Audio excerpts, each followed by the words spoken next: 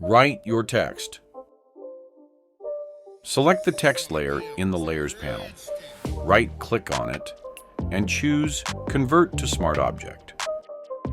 Make a copy of the text. Press Ctrl-T and invert it. Right-click and press Perspective. And adjust like that. Right-click on the Layer panel and set the opacity at 50%. Add the layer mask.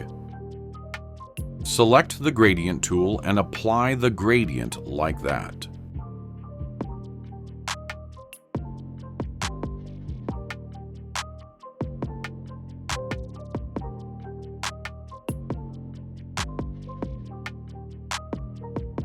Apply the additional drop shadow below the shadow text